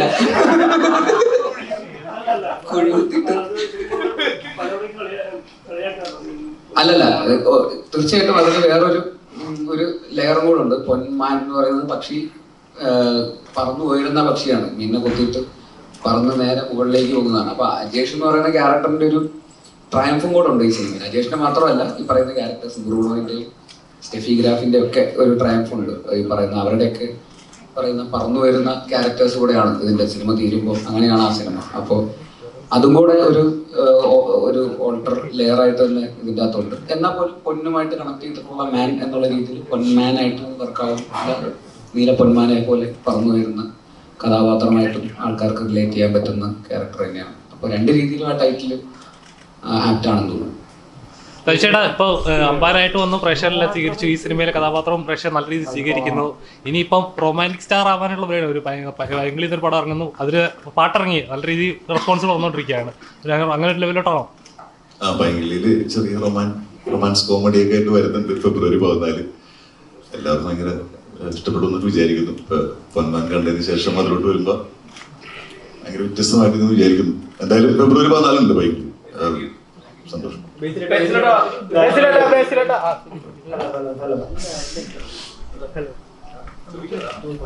അപ്പം പൊന്മാനില് അജേഷിന്റെ കഥാപാത്രം പറയുന്നുണ്ട് ആഘോഷങ്ങൾ അജേഷിന്റെ ഒരു വീക്ക്നെസ് ആണെന്ന്.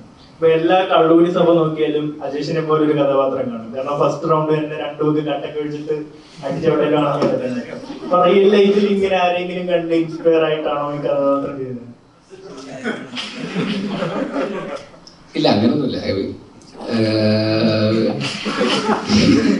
അല്ല, അങ്ങനെയുള്ളവരുണ്ടല്ലോ, നമുക്കറിയാലോ ഇഷ്ടംപോലെ ആൾക്കാർ. ഇത് ആ സ്ക്രിപ്റ്റിലെ ബുക്കിലെ അങ്ങനെ തന്നെയാണ്.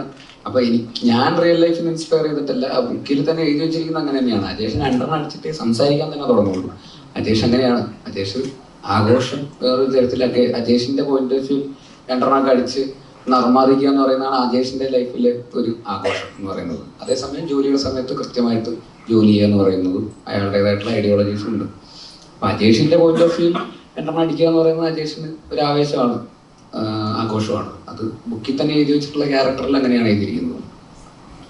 അടിച്ചിട്ട് അജേഷ് സംസാരിക്കാൻ തുടങ്ങുള്ളൂ. അത്രയും റിസ്കിൽ നിൽക്കുന്ന സമയത്ത്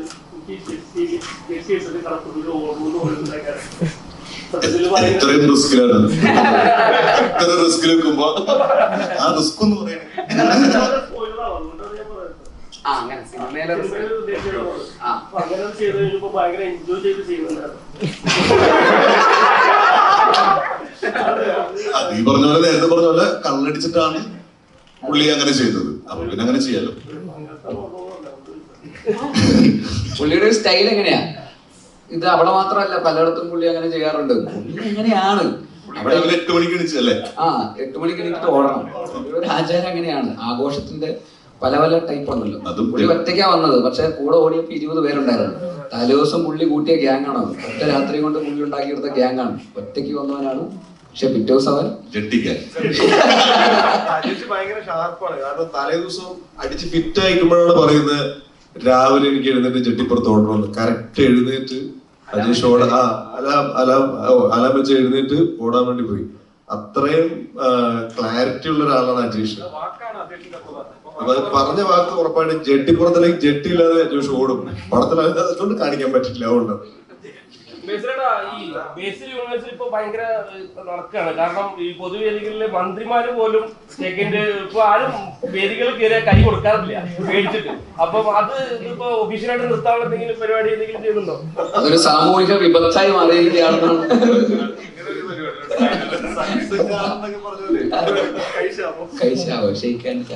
എന്നാണ് ഇതിന്റെ അന്ത്യം?